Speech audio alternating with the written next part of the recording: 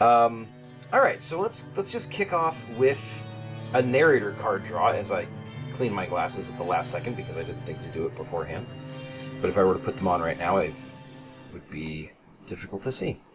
My only question is, are we on the right map? That is a... Thank you. I forget that's in the previous stream. I was wondering where our cards were. Yes, right there.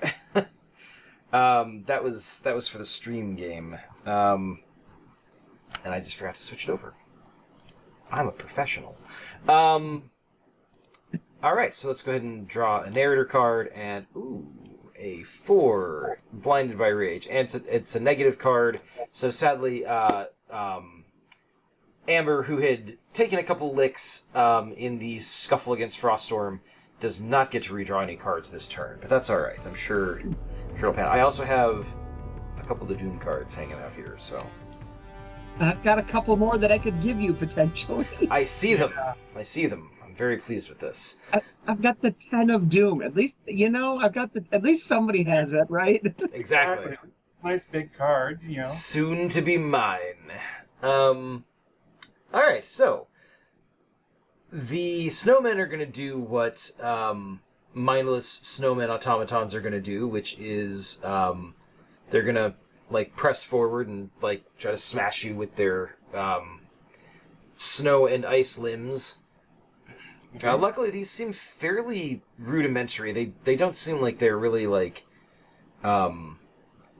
controlling any of the temperature of the ice or anything like that. They're just big mobile clumps of snow and ice. I think for flavor's sake, we'll say one of them is gonna raise his limb and swing forward, and his limb is gonna come off and kind of he's gonna hurl it through the air at Ghost, because I think that's more visually interesting than just them lumbering forward. But he grew another one right afterward. Yeah, well, it's not necessarily even that he necessarily grows it or that it grows it back immediately afterwards. It's more like another limb sort of gets formed of the snow and ice as it's moving forward, and so it seems like it's missing an upper arm, or an arm or an upper limb, but it's grown on a third limb on its lower body. So now it's kind of sort of this weird tripod movement coming as it continues to march forward. So yeah, what do the two of you want to do this turn? Well, Amber's gonna turn to Ghost and say, "Hold on, I've always wanted to try this." And then I've got an ability called Whirlwind. Okay, and yes. I think the original intent is that I race around at super speed around Ghost and basically sort of fight off anything that gets close. But what I'd like to do is actually, and create a whirlwind with that speed. But what I'd like to do is basically try and use my whirlwind to vacuum up the snow that's being, that already exists but is also coming down, and basically funnel it out into the sun. Okay. So you're not necessarily trying to throw the snow creatures. You're trying to get rid of some of the snow and ice in the area. I'm basically trying to deprive them of the ability to regenerate and make more of themselves. Okay. All right. I like that. What Ghost? What's your action going to be this round? Oh, I'm gonna smack some more of them. Okay. All right. Fair enough. There's just not much more she can do. Staff's out. She's just whacking heads. Okay. Let's see here. So I'm gonna have Ghost has the higher agility intellect combo. So let's have you play your cards first, Ghost, to go ahead and that is a strength action because you're using your staff. This is always a fun decision moment for you as a player. Oh. This is what I'm going with. To smack them. All right. Which gives me a 9, which is not bad at all. No, not at all. Plus your 5 strength is going to be a 14, plus you have the martial arts weapons skill That's going to bump it up by 4 for a total of an 18. And then you have a +1 from your bow staff for a 19.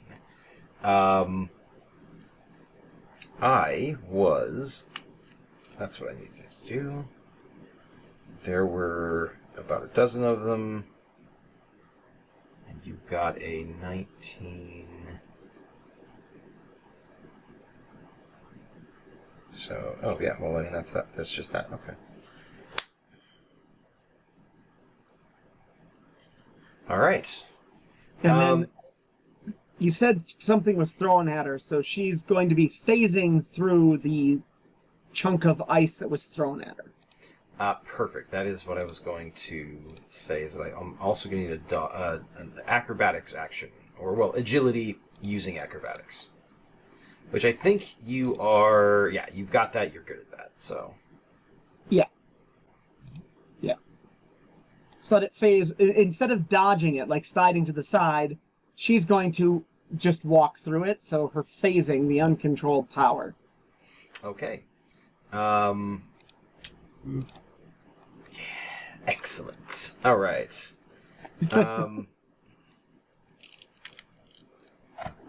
Okay. So I'm going to set these cards over here for a moment as reminders of your card play, and we will come back to what happens at the end of the round. Let's go to Amber, who is zipping around with the whirlwind. Right. That is going to be, because it's lightning speed, it's an agility action. Right. So, and you do have flinging. So, you do, yes. and so that gets me at a 10, and unfortunately I only have one card to use for both attack and defense. So for defense, basically I'm going to use her brawling experience to sort of combination dodge what critter she can, sort of go through whatever critter she can, and anything she can't avoid, just soak up. Okay. So for defense, I'll use my strength card here, and draw a card for that. So that actually won't allow you to draw a card because Oh, for brawling? So as a general rule, I don't know that I would normally allow you to use an attack skill for defense, but okay. Sure, I'll allow that. Sure. I mean, if you want, we can put this card back or discard it or whatever you want to do. But yeah, so as a general rule, if the reason I'm not a huge fan of that is just because then it means that the acrobatics skill, that's really like the main thing it does is give you kind of an advantage on right. avoiding attacks in combat. Otherwise, I mean, you can make the argument that, like, well, boxing should allow me to defend, and so should wrestling, and so should basically every skill. And it sort of robs acrobatics of the thing that makes it kind of important and is there unique. a skill that allows me to that makes me good at just sort of taking the hit? I I figure it's usually her main defense is just sort of soaking it. So and that's represented by the fact that you got a 14 strength and +7 resistance against kinetics. Right. So you're automatically absorbing 21 points of damage from any kinetic attack. Right. So I'm going to be honest, I don't necessarily think you need an action for that. I mean, so even if doing the math on this, these guys, they're not going to overcome that. So let's see. Because they get a +1 for each one that's attacking. So they're doing... I don't want to tell you the exact numbers here. So...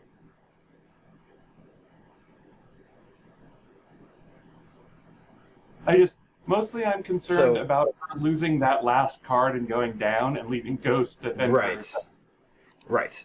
So there are only 3 currently attacking you. There are only 3 within range to attack you.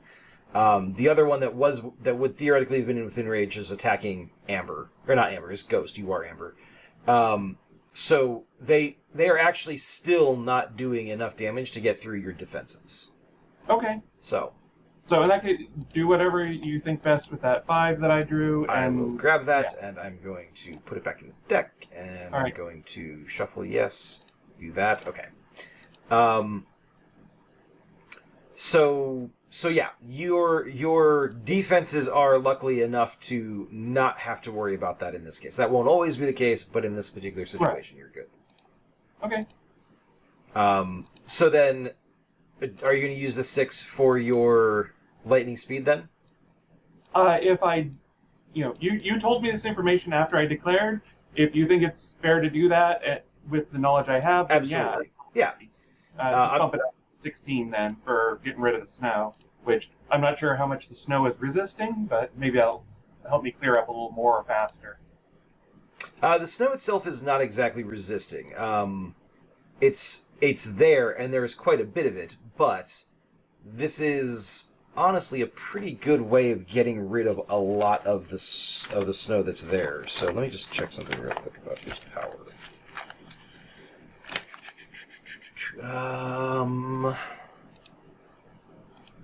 Okay, he doesn't have that, but he's also not... Okay.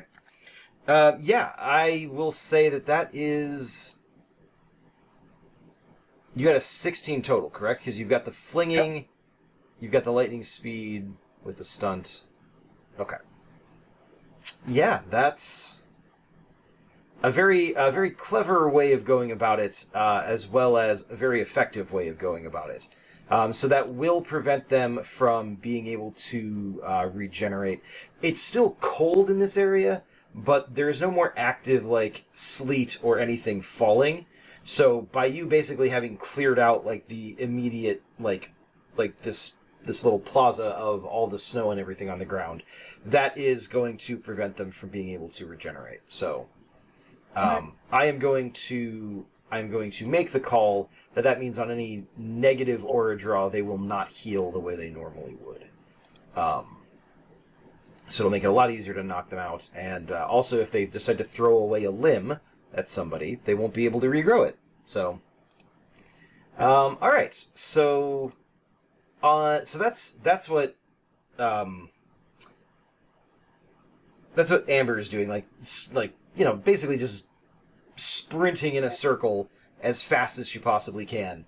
I visualize that she's basically running around making giant snowballs and chucking them out into the bay. That's probably part of it, yes. Yeah. But there's also just the vortex that it creates that's kind of like, it all kind of swirls and then gets funneled up. And like once it gets to a certain altitude, the sun, like the immediate effect of the weather control is no longer present. And so the sun like hits it and kind of melts it. Which...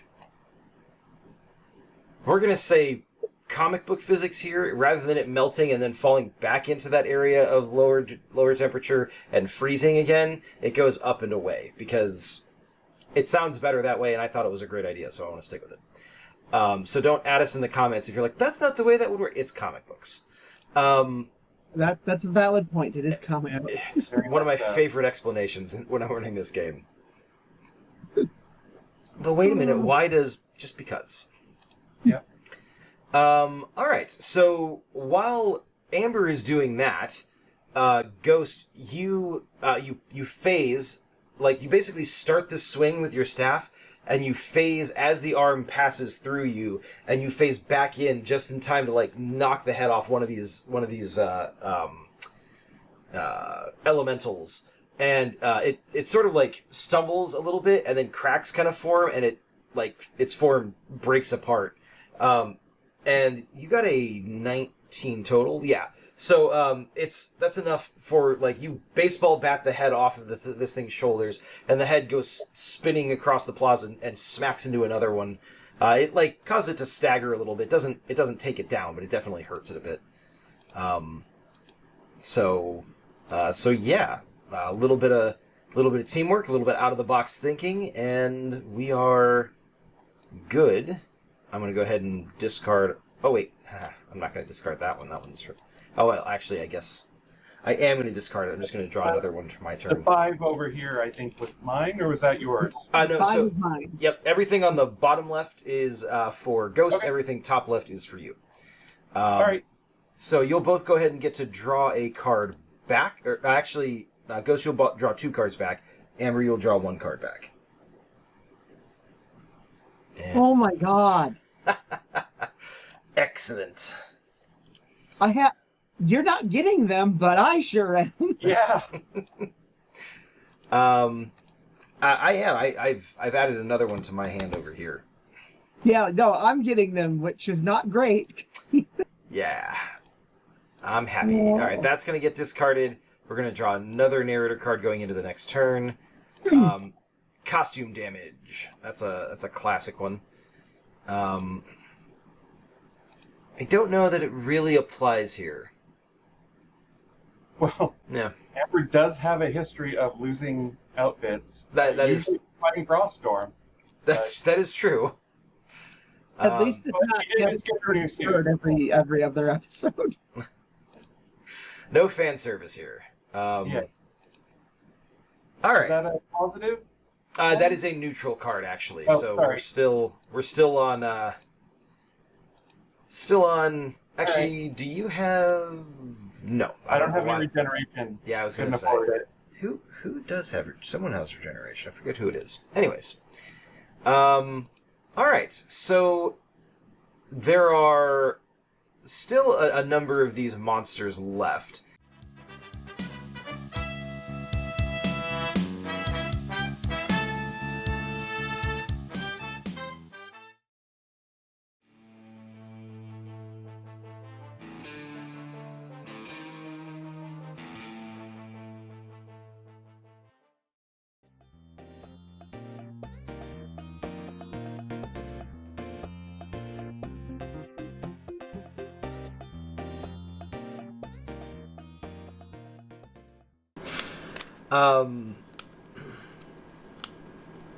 I feel like at the stream I did for the Vigilantes Universe game yesterday, one of the robot characters, like, you know, he was drinking some sort of energy drink.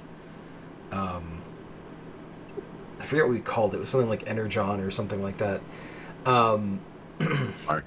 It sounds like an energy drink brand. Oh, that's right. It was Energon, now with added lubricant, because it was specifically made for robots. Yeah. So I imagine this can, the layout and the design are exactly the same, but the brand name is different, and it's now with added, you know, ginkgo biloba or something like that. One of those dubious health additives. I don't think it's really a thing anymore, is it? That was kind of like that was the big like health additive in like the late 90s, I feel like. Ginkgo, yeah. Maybe this has gecko DNA in it. Gecko biloba. Oh, hey, I analyzed this once. You know this has got 2% gecko DNA in it? It's gecko boba. It's capitalizing on the recent boba tea craze with... Anyways, sorry. We've gone off topic pretty significantly. You drink enough of this stuff, you'll be licking your own eyeballs. Is that a selling point, or is that a... I feel like it's a little bit of both. Yeah. That's funny. Okay, hold on a second. I'm making note of that. Gecko DNA in energy drinks.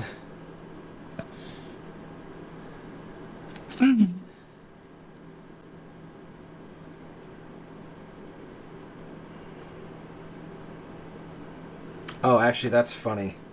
I know exactly how that's going to tie in. There's going to be another animal-themed character showing up in Portland sometime in the near future. This stuff. Yeah, exactly. He's just going to be some gamer kid who just like drinks like just cases of this stuff, and it's, you know, unfortunately he hit the threshold. Amazing. I mean, that's the kind of world building you can't just overlook. Actually, hold on. Let me make it quick. Let me start Genetically at. programmed to be a gecko. Say again. He was genetically predisposed to be a gecko. Yeah, exactly. The same way that Peter Parker was genetically predisposed to be a spider. All right, so having gone off the rails just a tiny bit there, but it led to a gold mine, so I'm happy with it.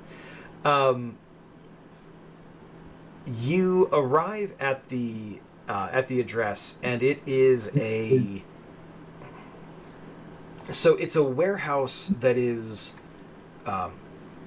it's basically abandoned, but it's part of it is sort of built out over the river, almost as if it was used for like loading and unloading boats that would kind of like load cargo in from the river. They would have had to have been fairly like low boats, but this is a thing. These buildings actually exist, and yeah. It probably just fell out of use because there are more efficient ways of shipping stuff in and out in more modern times. Yeah, so the building is available. You could try going in through the front door. You could try getting access through the roof, or you could theoretically go underneath, like go along the river and climb up the underside of the building that way. What are your preferences? First thing I do when I get out of the car is activate my force field, because I want to get hit with a bat again. Okay. I'm ready. I got this. Let's do this. I determined that your kinetic control, Dr. Scott, did end. It's with the short duration flaw. It's based on the aura. So if I draw a negative card for the aura, for the narrator card, then it ends. And the very next turn, I drew a negative card. So. Okay, that's cool to know. God, I gotta get me one of those force field generators. I need to pop a card for that, right? No, you're not doing it under duress or anything like that. So you can sort of just put it up. There's a little shimmer in the air around KJ as he manifests his force field. It's not actually visible once it's up, but just that initial instant, there's a little like surge of sort of like faint light. That tech or your own power? That's me. I gotta get another sample when we get back to the lab. Okay. Over, under, or through? What do you think? I know these tunnels pretty well. That's true. Yeah, you probably would have an access point through the sewers, because there would have to be some sort of like drainage system away from this place. So that is another option.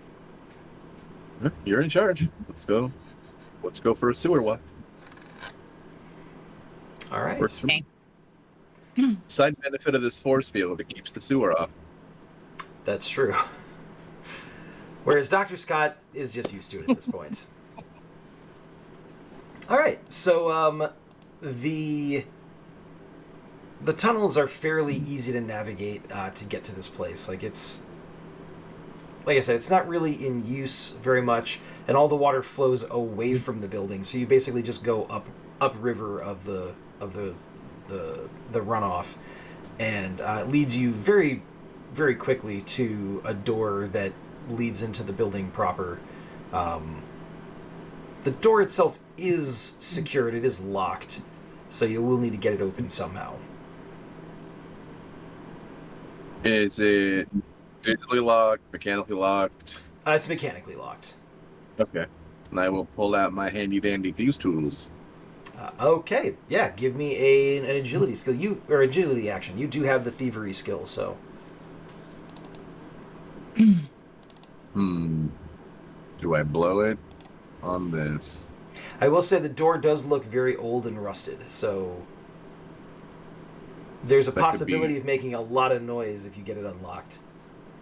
Yeah. Yeah, why not? Let's go big. Come on, Nikki, let's see what your mom taught you. Exactly. But now I have to be impressive, so. That's not bad. That's not bad. 12, 18 with thievery, so 22. 22. All right. Go ahead and draw your card back. Yeah, you pop the lock very quickly. The trick though is with a door like this, like you have to be very careful about unlocking it, like actually turning the lock because it can make a fair amount of noise. So you're very diligent and kind of patient with it. You know time is of the essence, but at the same time, you know tipping them off is probably not great either. And so you kind of strike that perfect balance between doing it slowly enough that you don't draw any attention, but doing it quickly enough that you're not there for forever. I'm imagining that one of the things your mother taught you is in your lockpick kit, always bring a small a small pipette type thing to administer oil on the hinges, because you'll be surprised how many times the hinges squeak. And so you basically WD-40 the hinges and the handle and everything, and you work it a little bit, and it opens relatively smoothly and quietly. And so you do have access to the building without any announcing of your presence. All right. On the other side of the door, there is a short stairwell that leads up into sort of the basement level. And then there's another stairwell that leads right up into sort of like the warehouse proper. Up those stairs, you can hear the sound of like chanting. All right, it's happening That's ominous. now. Okay. I was going to suggest we try to be stealthy on our approach, instead of just walking in, but if the ritual's happening now, we need to go. Okay, I'm not sure how much use I'm gonna be in this form. Want me to do a quick change? I don't know what that means, but that's your call. Well, whatever you think you need to do to be helpful, I guess. Well, here goes nothing. Take out the animal form thing.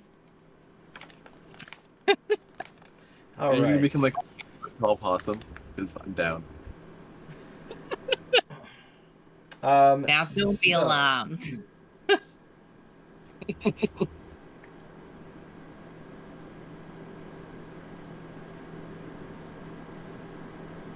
And yeah, I inject myself with the animal form from War Dog.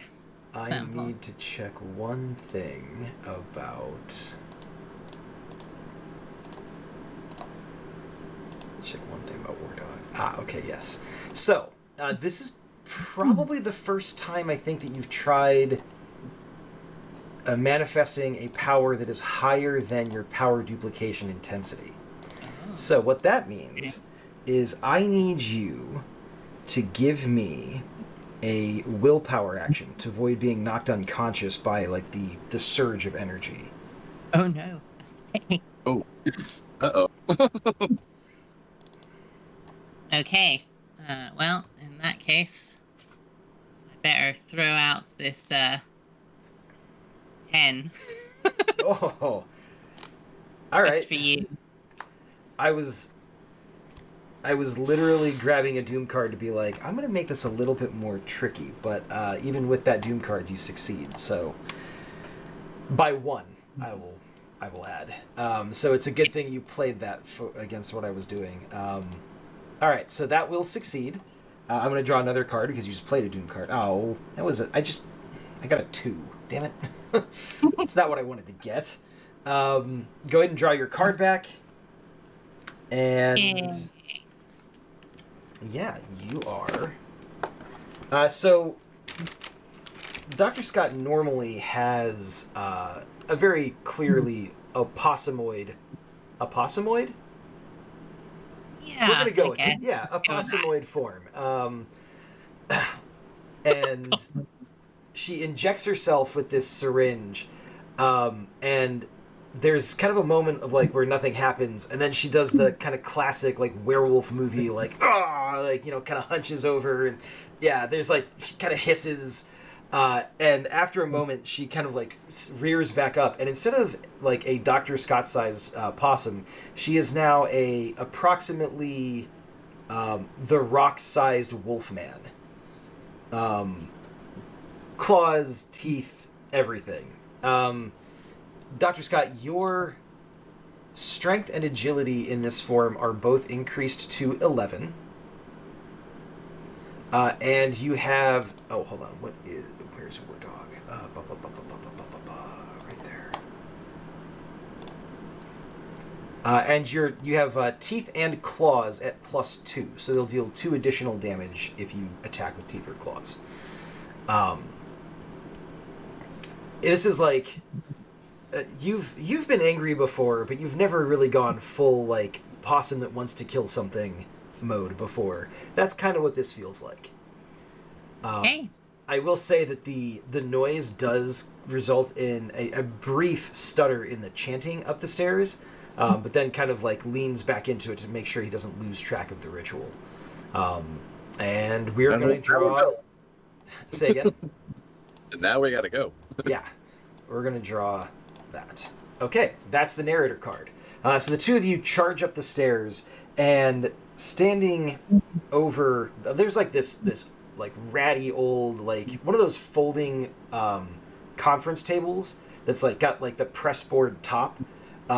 This thing is in terrible shape, but it's standing technically.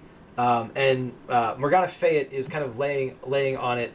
She's got her eyes closed, and like those bands of energy that you saw in your vision, KJ, are kind of wrapped around her, holding her to the table.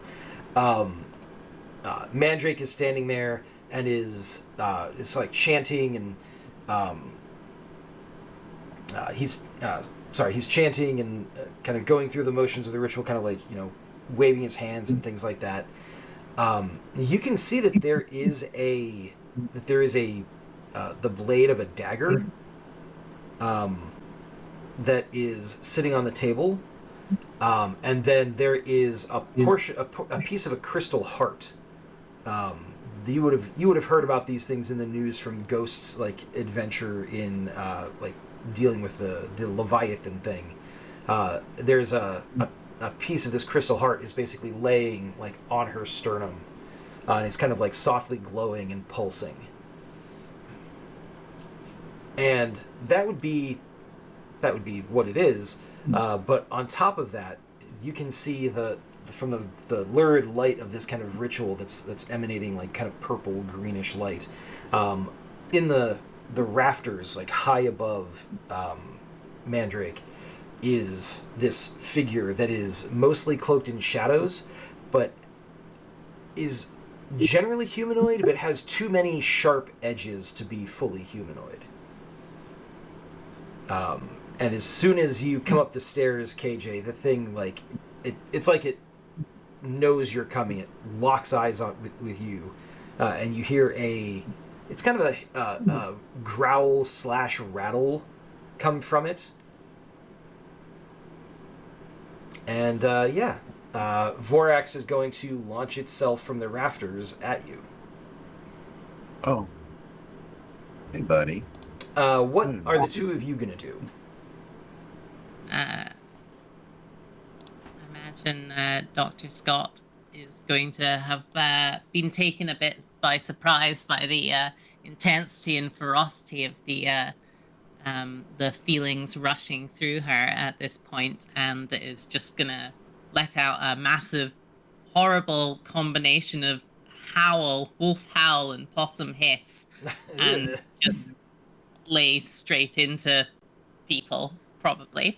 Are you going for Mandrake, or are you going for Vorax? Who's your focus? I did say I'd protect Nikki. I did make a promise, so I imagine I'll go straight for Vorax. Okay. KJ, that works. Who's your focus? I am going to blast Mandrake to try to interrupt the ritual. Okay. I kind of like the subversion of expectation. Like, KJ's not going for like the legacy enemy, and Dr. Scott is basically like Vorax like leaps from the rafters and Dr. Scott like leaps up, and so it's just this like flurry of like claws and slashing and teeth and growling and everything like that. So I think I like that. That would make a really good like couple of pages for like a comic book action scene. So let's do this. I'm gonna do each kind of pair of things separately. I need Dr. Scott, give me a strength action to kind of slash at this thing with your claws and your teeth. Vorax is going to attack you. Okay, so that is... well, but that's not... I'm going to play this. I'm playing a Doom card, so... I'm also going to need an agility action from you to dodge its attacks, like to basically to kind of like roll with them and things like that to take less damage. Okay. I guess.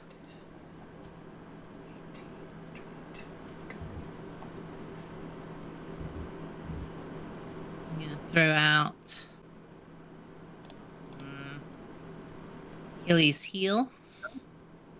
Okay, is that for your strength action? Yeah. Okay. So that's going to give you a 19 total. And let's see, he's got... Okay, so you're definitely going to hit him. So you're going to do 21 points of damage to him. However, he is going to... give me an agility action, please, to try to dodge his attack. 7. Acrobatics counts? Yes. And you get another card. Yes, it does, and you get another card. I did not realize you had acrobatics. That's funny. Ooh. Oh, okay.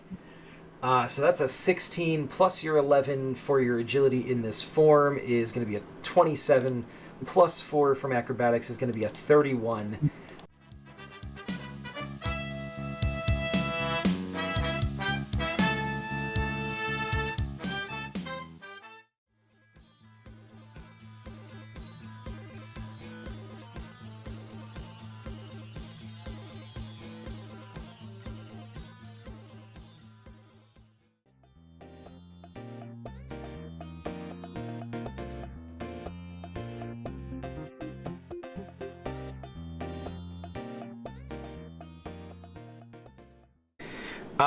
And you've got your prehensile tail, which kind of helps, like, you know, and those couple of moments where you feel like you might slip, it manages to, like, grip onto, like, a window ledge above you or, like, the fire escape rail or whatever. So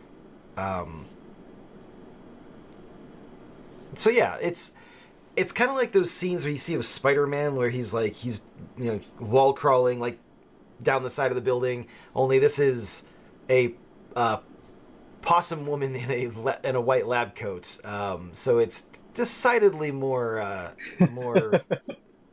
probably terrifying for any like kids that look out the window and see her scuttle past. Mom, there's a possum out the window. Stop lying, Timmy. Yeah, exactly. Go ahead and draw your card back for me, please. Okay.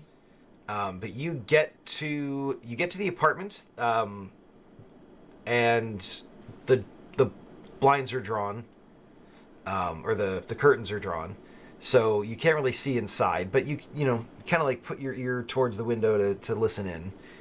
And a moment later, compiler is going to knock.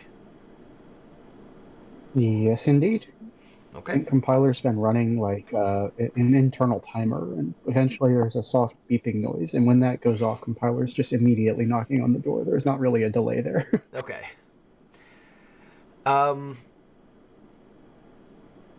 So yeah, you knock, and it's quiet for a moment, and then the door opens. You don't hear anybody like moving on the other side or anything like that. But as the door opens, you see a woman who is probably about 5'9"-ish. She's got a blonde kind of bob cut. She's very kind of plain looking. She's not overweight by any means, but she's got a little bit of like, probably mid-30s mom kind of weight on her. She's wearing jeans, t-shirt, and like a long sleeve button up that's not buttoned up, so you can see like the black t-shirt underneath. She looks like she's dressed very comfortably, and as she opens the door, she says, "Hi, can I?" and then kind of goes completely silent as she sees who's standing in the doorway. Good afternoon. My name is Compiler. I'm sorry for the disturbance, but do you have a moment to have a conversation?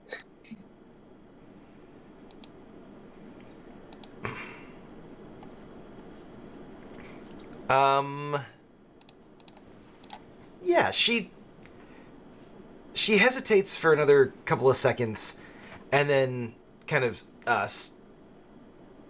steps back and opens the door and like gestures for you to come in. Okay. Well, Compiler will do its best to very carefully enter this apartment. It's big. It's like 6.5 feet tall and just about as wide. It's not trying to break all her tchotchkes. It doesn't want to knock the Precious Moments figurines off the shelves. So as you kind of come in and you're paying attention to those things to not cause any devastation or destruction, much like the hallway, this apartment is pristine. Like there's no evidence in the kitchen of any cooking being done. There are like a couple of picture frames on the wall of but the pictures are very impersonal, kind of bland. They might be the pictures that were in the frames when they were purchased.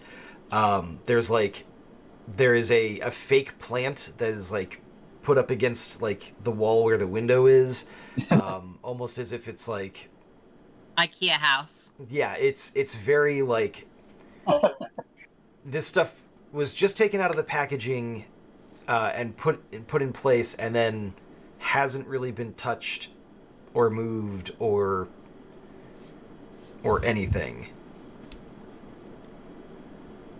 I'm gonna go ahead and hit myself with the enhanced senses genetic sample I've isolated. Okay, Or dog. let's see here. Willpower. Yeah, so that's going to give you enhanced senses 11. So, yeah, that's going to be very helpful in picking up on any clues. Are you... So yeah, we'll say it takes you a second to kind of like get the sample out, administer it, and for the powers to kind of settle in.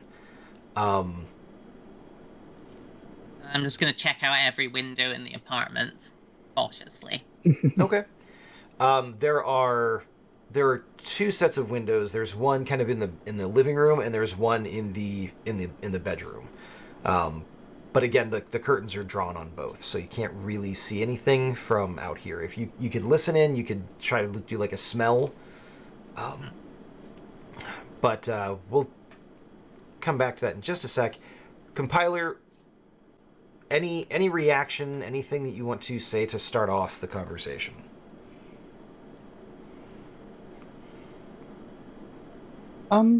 Yes. So thank you for your accommodation today. I apologize for the inconvenience. I know it can be somewhat off-putting to host, well, me.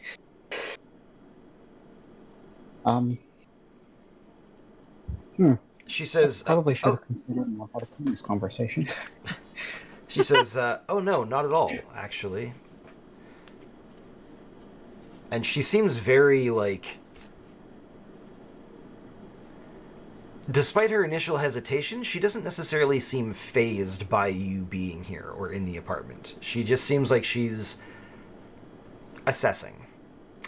Dr. Scott, if you want to give me this is, because it's enhanced senses, it is a willpower action.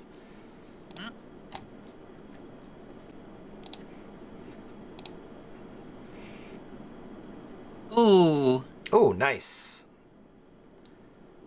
So that's better than you could have gotten by just playing cards in your hand. That's actually pretty good. So 12, 13, 14, plus 11 is 25. You don't have any skills that would really work for this, so we're just going to leave it at a 25.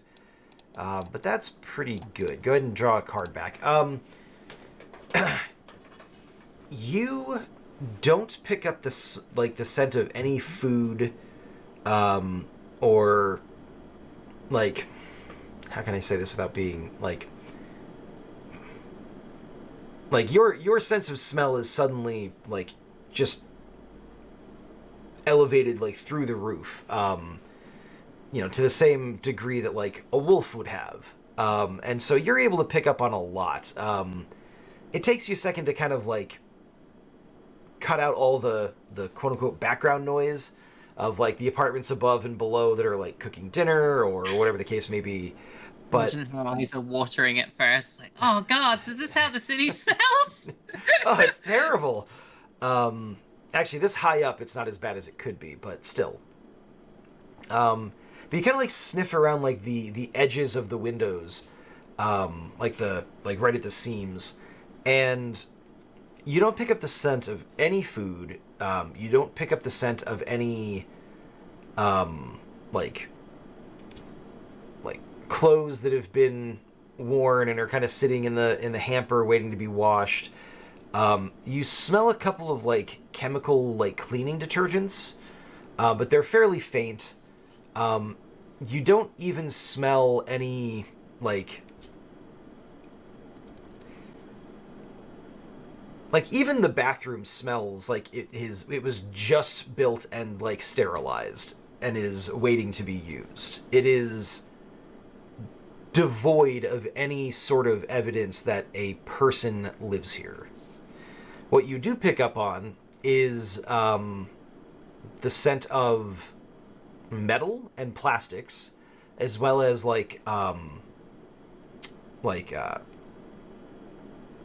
not oil like car oil, but the kind of oil you would use to lubricate like really delicate machinery.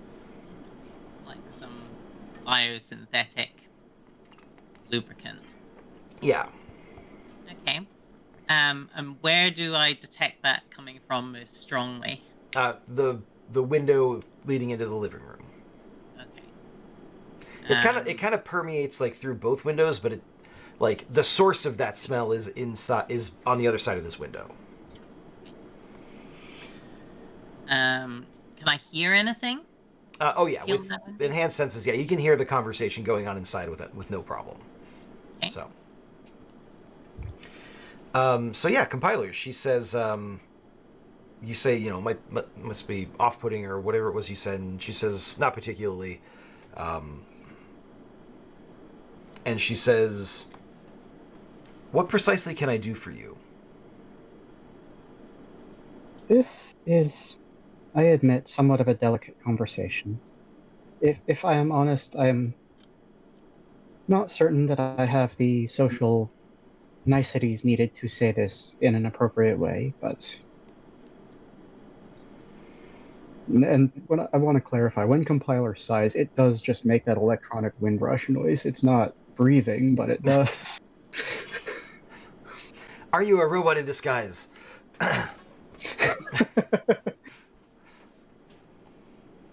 The simplest way, I suppose, to say this is that in the interest of preserving freedom of sentient artificial intelligence, I have been pursuing a specific investigation, and it has led me most recently to you.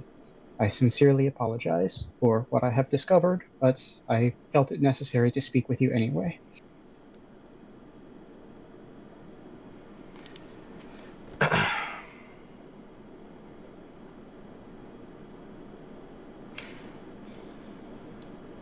There's no need to apologize if your observations and calculations have led you to this conclusion.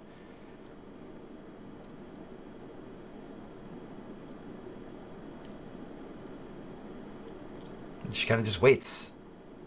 Well, I appreciate your understanding. The last thing I would want to do is out someone. Very well. In the interest of cluing you in, I suppose I was asked, and more accurately, yes, I was asked and I asked for help in finding a escaped artificial intelligence known as Facelift, not because we wished to recapture said project, but because it is, well, frankly, highly desired for return. I do not wish to see that happen, and that means if I am to assist in securing said project's freedom, I needed to locate it first. Therefore, I am on the trail.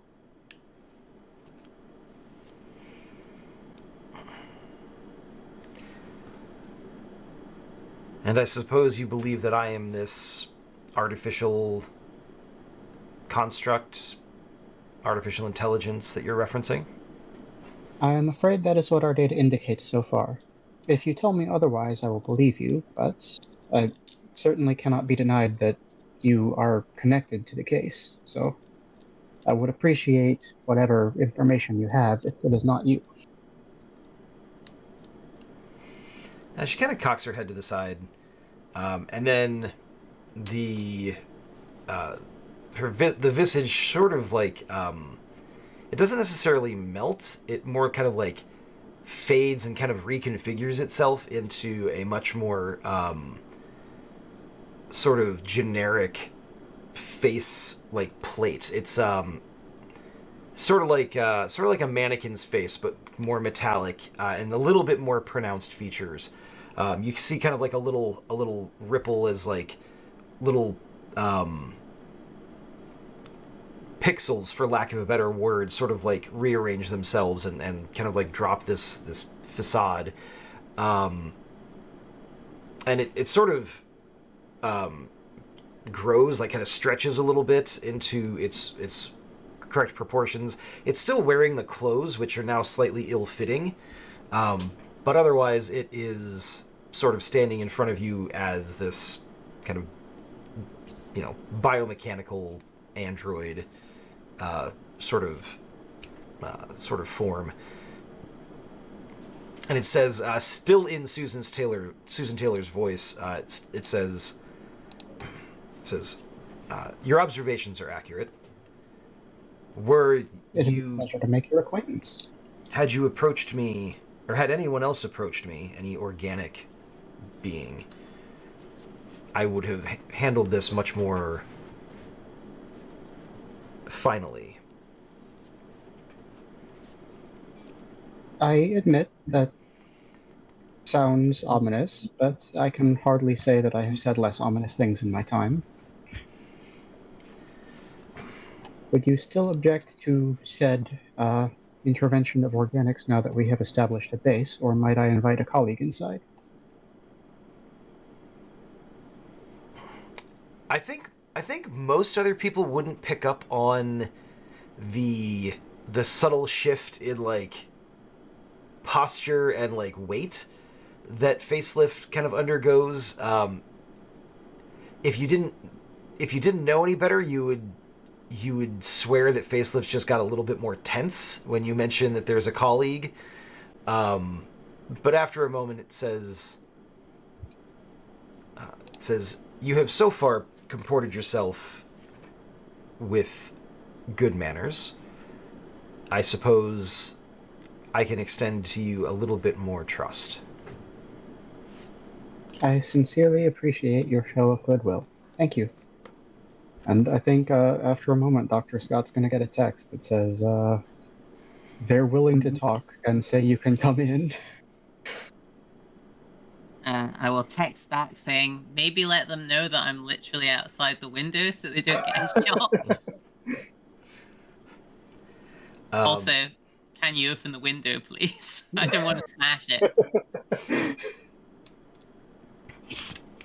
Dr. Scott, while you were waiting for the window to open, you... actually, I'm gonna need a willpower action from you. Okay, I don't have any willpower. Uh-oh. cards currently, so I will throw out one of these agility things.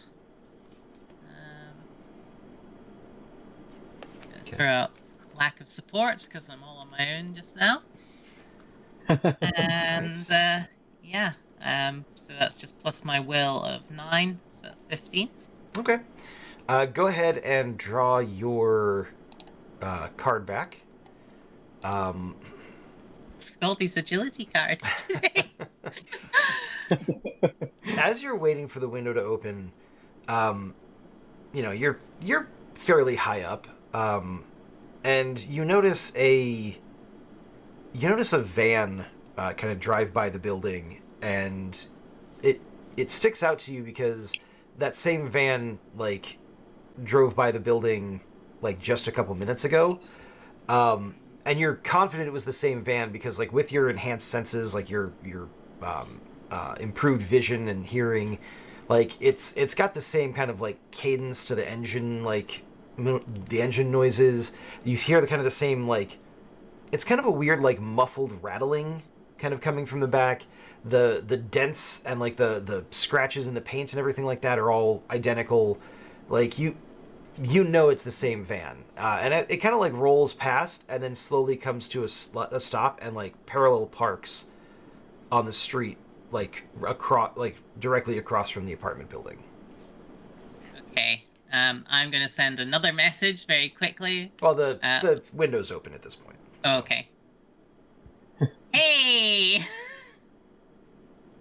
just your friendly neighborhood window possum, I guess.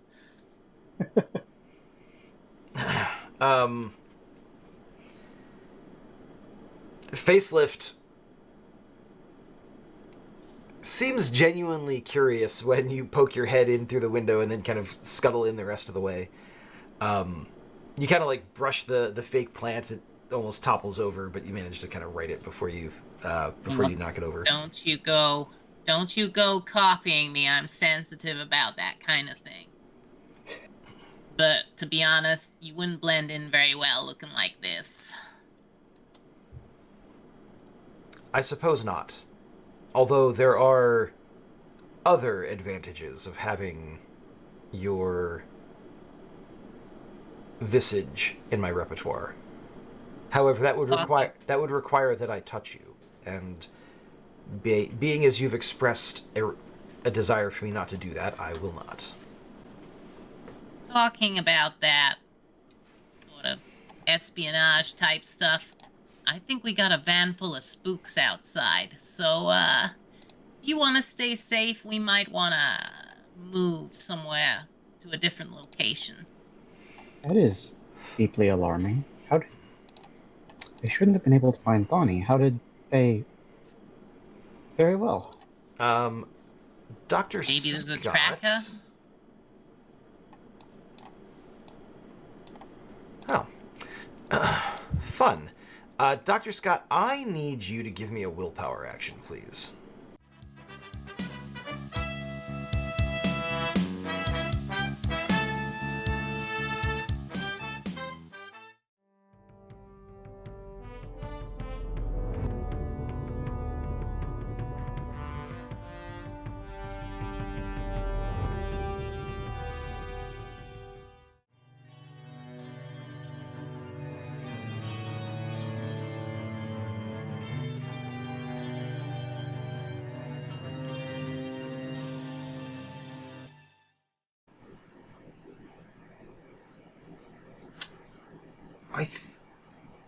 I'm gonna do something. I'm gonna play two Doom cards this round.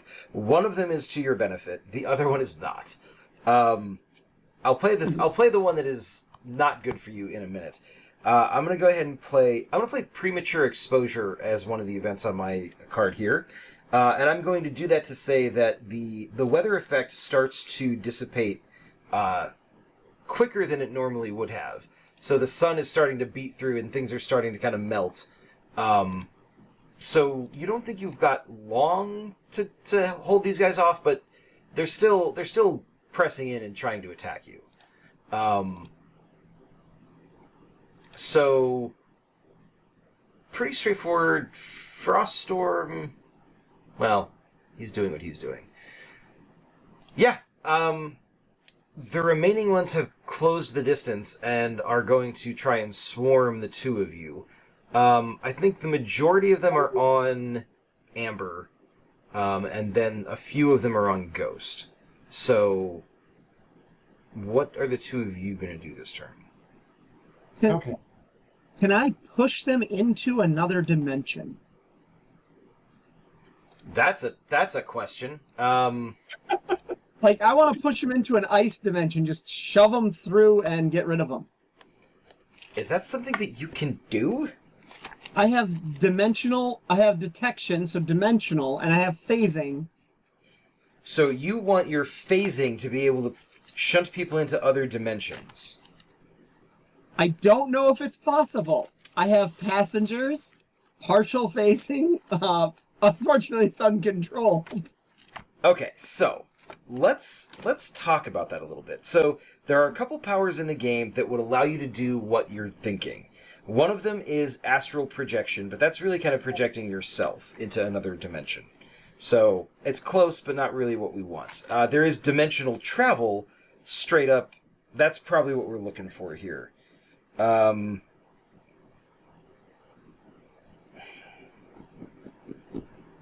you want to take that as a stunt of your phasing.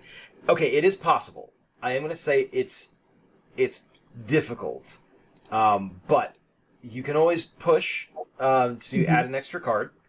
And I was going to say you needed proper agility action for phasing, or I would even, because dimensional travel is an intellect thing, I would even allow an intellect card, but you don't have one of those either. So I have willpower, which is detection, which doesn't fit. no, it doesn't. But my phasing is 10, and I can get to a total of 22. Yeah. Well, my question is, if it's phasing, wouldn't you just put them in the space between dimensions and then leave them there? So there'd be. You don't know how to do that. Yeah. She's not thought of that yet. So, do you want this to be based on your detection power or your phasing power? Like, do you want to basically be able to say, I am capable of detecting a dimension and sending somebody there, or do you want it to be, I can phase people into a different dimension if I wanted to? Yeah, I think the second one is what I'm looking for. Okay. But then, I want to detect. I think what I want to do this turn is actually detect, and to determine if there is a, if what Froststorm is actually doing is accessing the ice dimension, which is allowing these things to come through, or a cold dimension or whatever. Okay. I will allow that to be your main action, and then you can do a contingent action, which happens at the very end of the round. Assuming you're still conscious, you can play cards towards that. Perfect. It's not... We'll go with it. So It's a little weird. It's a strange question. I like it, though. I like it. Okay, so then that's what you're going to be doing, is kind of like determining whether or not there is a dimensional aspect to this. Amber, what are you doing? I'm going to be punching snowmen in the face. Okay, all right. I think you are ideally suited for that in this particular case. Just like playing with snowmen with Mom when we were kids, when I was a kid. Your mom and dad take all the time to like make this really nice snowman, and Amber just comes in and just like lifts it up and throws it like a snowball. No, actually, I'm figuring my mom would be like, set up this whole like snow obstacle course for me. A shooting range. Effectively a shooting range, except with hyperspeed punches. That's funny. She gets you like reinforced knuckle mittens. Yeah. All right, so that is easy enough. That is definitely going to be a brawling thing.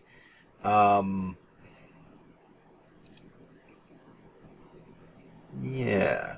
Obviously, just putting the strength towards that, because I know they can't actually put together enough oomph to hurt me. At least before you on play the the card. on the previous round, yeah, there weren't enough of them. This time around, there were 11 left, and most of them are. Yeah, so they might be able to get through your defenses. We'll have to we'll see. We'll see how that goes. Okay. But that is a 5, and it's a strength action. So go ahead and draw another card and add because it's of the appropriate suit. Draw again. Excellent. Oh wow. Okay. All right. Well, So I may punch a few of them. yeah. What do you got there? So that is with brawling and my strength of 14, so that's 18. Plus that's 23, 30, 39. Jesus. Okay. So this is a classic. This is kind of a classic scene from comics where, so these 5 like snowmen are like kind of lumbering forward. Amber rushes in, hauls her fist back to punch one, and then all of a sudden they all sort of meld together into one giant mass and like kind of do this tidal wave type thing and roll over and engulf Amber. And after there's like a split second where it's like nothing happens, and then Amber busts out of it, and they all just kind of like all the pieces explode everywhere. Exactly. I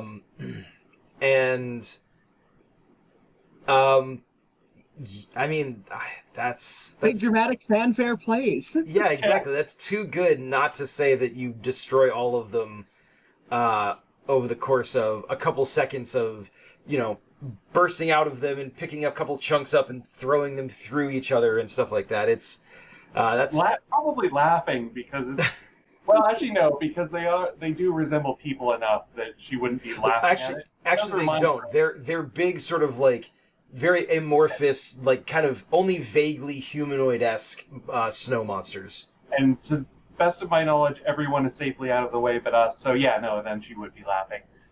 So it's like Christmas in July. All right. it really is. So we'll leave those there for a moment. Ghost, I'm going to need a detection action from you, which will be willpower. Detection action. Okay. So that rolls to a 14. Okay. With detection, so 14. One of the skills I don't know if you saw it in the book is dimensional geography. Might be a worthwhile intellect skill to pick up for Ghost at some point. She's going to be doing a lot of studying here once she has the opportunity. Jeez, Ghost, you're such a nerd. Why do you spend so much time studying? All right. Yeah, that's a Dr. Ghost to you. That's true. That is true. I didn't spend all my time in school just to be called regular old Ghost. So 14. You know what?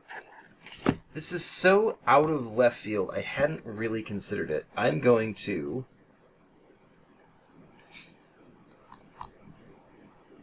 Alright, yeah. I don't think Froststorm even knows that that's what he's doing when he's summoning these things. As far as Froststorm is concerned, he just calls them up out of the ice and the snow and they obey his commands. But no, in reality, yeah, these things do have a sort of like ephemeral tether to a. I hate to use terms from D&D, but like sort of like an elemental plane of like ice, and it's a frost dimension. Yeah, exactly, the frost dimension. I'll have to come up with something better than that. Hold on. Are there any good... Ghost doesn't know what all the wizards and magicians in the world refer to it as. She's just thinking, hey, there's a frost dimension. Well, yeah, and if this was actually the MCU, it would be like one of those frost worlds that Thor goes to or something like that. Yeah. Hmm. No, I'm sure the wizards and mages have a name for it. I just don't know what it is yet. Yeah, I'm gonna have to solidify that, because now that it's a thing, it's going to come up again. Okay, yeah. So that is absolutely That's my active action. yeah. I do need a defensive action, as several of them are trying to smash Ghost with their frigid, icy limbs. She is using her acrobatics to dodge this time, because she's not actively hitting them. She's just trying to avoid them while she figures out what's going on. So that's her agility with the acrobatics. See, that's 16, 20. Effective 20 because of the skill. Okay, all right. So that is going to be... All right. So you... Well, let's do this first. Go ahead. First off, I'm going to take a card for the 7. Ooh, that's a fun one. We're going to discard these. Technically, the end of the round... Before contingent stuff happens, you're going to draw your cards back. So, Amber, you get 1. Ghost, you're going to get 2. Ooh. That's not useful, but... There's something wrong. All last episode and all this episode, I'm getting nothing but Doom cards. Wow. Yeah, I think... Oh, okay, now hold on a second. This is going to change something slightly.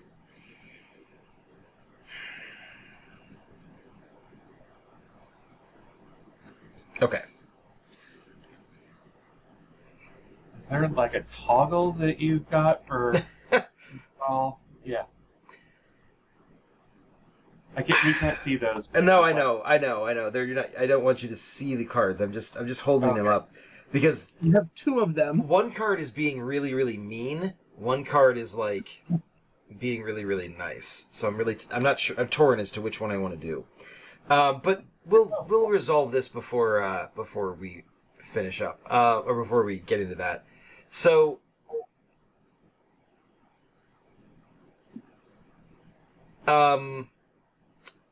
There were... So it's a 6, 19, and... Okay, so... Amber. Yeah. During your scuffle with the snowmen and everything like that, kind of zipping around and destroying them, they do engulf you in that, like, kind of tidal wave of snow and frost. And so you are going to take a little bit of damage, which is going to temporarily leave you unconscious. So I have to ask you for that card back. It was actually going to be like 6 points of damage, but you only got a 3. So, after everything else.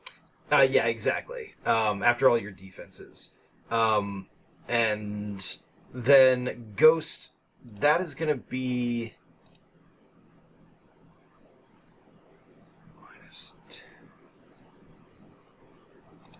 that is going to be 10 points of damage. 9 points of damage to you, sorry. Oh, Jesus. Yeah. And those are big injuries.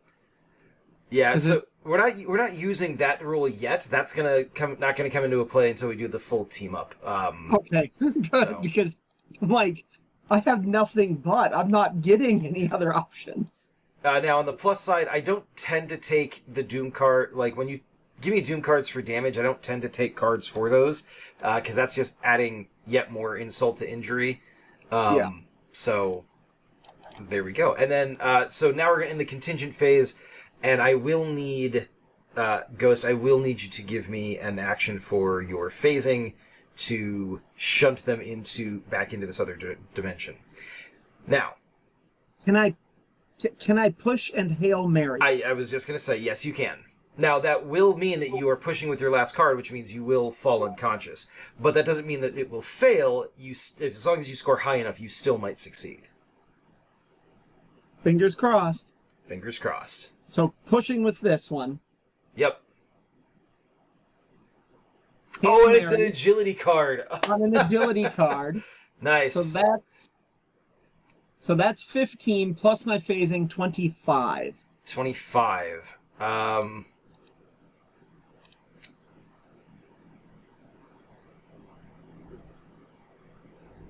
Okay. You know what? I know how I'm going to do this. I'm going to play one of my Doom cards, which is Retributive Strike, which was going to be which is going to be a much more narratively much more of a betrayal narratively originally, but I think I like this better. I am going to say that Ghost has made an enemy of the Frost dimension, and No. they will be coming back after Ghost at a later time. But yeah, that is sufficient. I will say that. So that is effectively, you have developed a new stunt. However, I'm going to put some caveats and some limits on that stunt. So I'm going to do this real quick. Stunt is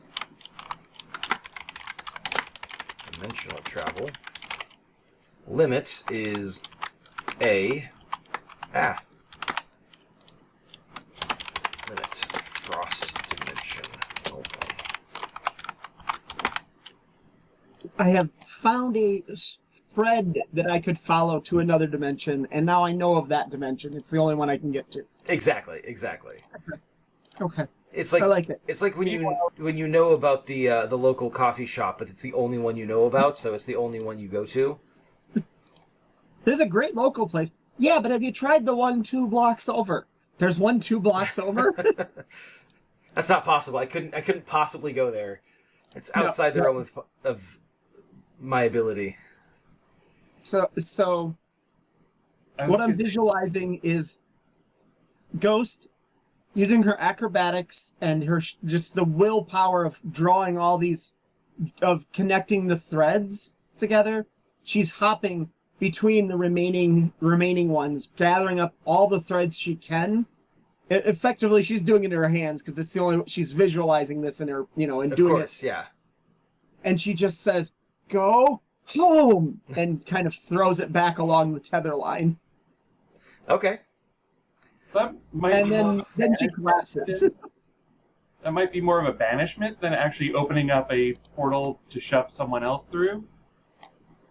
So you can send them back as opposed to, because I was going to say that, being able to just open up a door to another dimension to shove a bad guy through is pretty heavy duty. It is, but it's also to the Frost dimension exclusively, and so I think most people that you might throw through there are probably not going to survive that, and I don't get the feeling Ghost is setting out to murder people by proxy. No. It's the old Batman loophole. It's, I didn't kill him. The fall killed him. Yeah.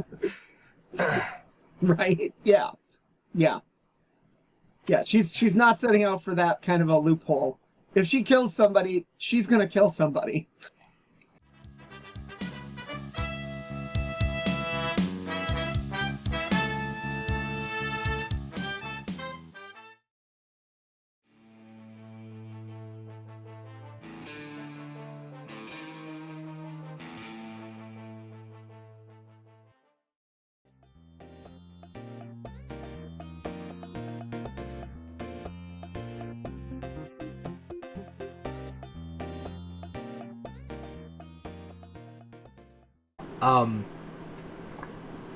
Wow, that's good, because he got with the Doom card I played, he had a 10, 14, 22. He had a 26. So the two of you collide midair, and you end up kind of bowling him over because you are stronger than he is, and you kind of roll on the ground. and you slash at him, and you spring back just as he like chomps down at like where your leg was, and then you dart in and you slash again, and like he chomps at your arm, and you manage to kind of pull the arm back, and kind of like you just barely are keeping ahead of his claws and his teeth as he comes in and lunges at you over and over again. He is relentless. So you will take no damage. You can go ahead and draw your cards back, and you don't have to discard anything. He took how much damage? You did 36. Taking on my intellect.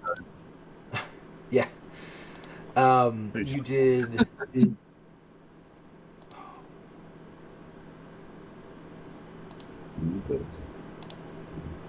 What was your total on your strength action? You played an 8 of Doom, right?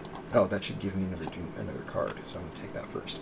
So 8 of Doom plus 11 is 19. Plus 2 is 21. He got a 12. So 9 points of damage. So 9 points of damage. I don't know why I said 21 points of damage.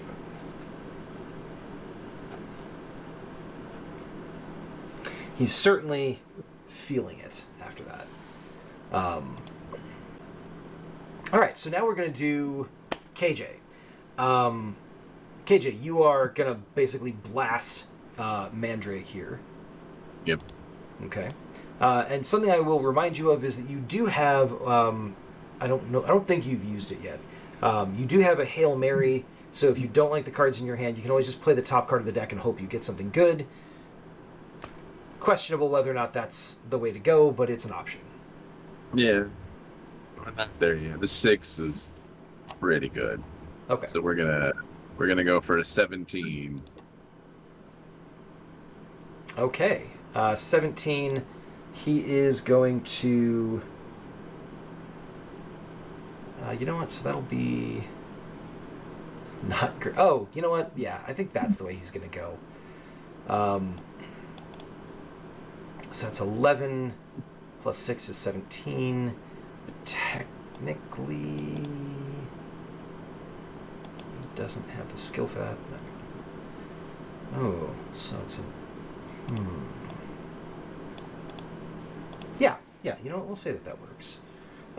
So we'll do that. So 7 points of damage total.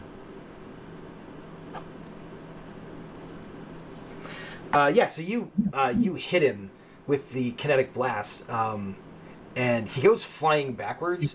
But as he does, like kind of in mid-air, like mid-tumble, his form shifts and he turns into a fairly large, probably the size of like twice as large as a Clydesdale, into a drake or like a dragon.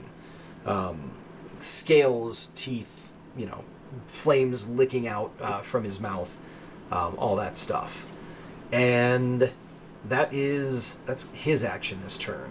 So he took a little bit less damage than he would have if he hadn't done that, but he still got hammered pretty hard. And then I am going to... Oh, go ahead and draw your card back first off. Nothing was attacking you that round, so that's good. I am going to trigger the event here, though, because you interrupted the ritual. There is a small explosion of magical energy that is going to basically throw everybody off of their feet. Nobody's going to take any damage. It's mostly just cosmetic to make the scene look cooler. But I will say that the bands that were holding Morgana to the table, they sort of, in reaction to this imminent threat, they sort of like expand to cover her, to protect her from the blast. So it seems like this magic that's kind of keeping her trapped there is also kind of trying to protect her and preserve her for the purposes of the spell. All right, so going into the next turn. Okay, so Dr. Scott, you keep your animal form because it is not a negative or a card. What are you guys gonna do next? Now, I will say this. So actually, technically, Vorax would declare first. Vorax is going to attack you again. He really wants to sink his teeth into you. Yep. Mandrake is... Mandrake's going to unload a blast of fire at you, KJ.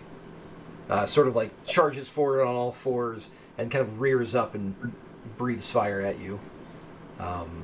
Your force field is up still, so that's good, but something to keep in mind. So what do the two of you want to do? Well, I guess. I suppose I'm locked into this fight now, so I'm just going to be. Not necessarily. Fighting. You can change priorities this turn. I can. Yep. Okay. Yeah, this is kind of small enough area that you can kind of bounce between everybody. So, how big is this sort of chamber that this ritual's taking place in? Is it like a whole warehouse room, or? Yeah, it's a larger warehouse room. It's not the whole building. It's not like one of those like totally open plan warehouses, but it's as big as like probably a basketball court. Okay.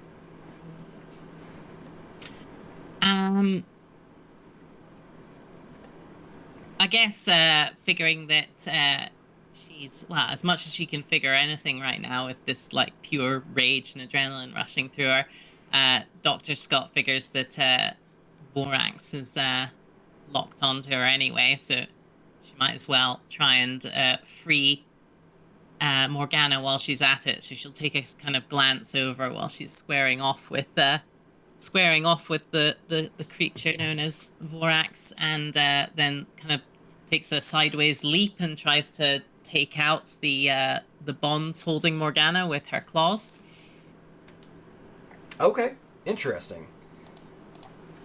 Changing tactics almost entirely. I like that. What about? I've only got brain cards, so it kind of makes sense that she'd try and do something smart. I like that. That's a good kind of using the cards to kind of guide what your character is going to do for the round. KJ, what about you? What do you do in this round? Dr. Scott's going for the Morgana. I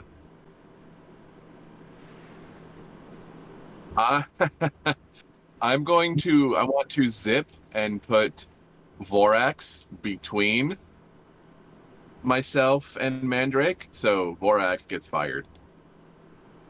While I also launch a blast at Mandrake. Okay. All right. Possible.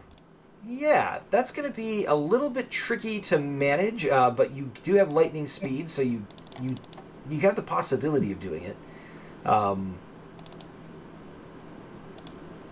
So yeah, go ahead and give me the action for blasting Mandrake with the kinetic control first, and then we'll do the defensive action.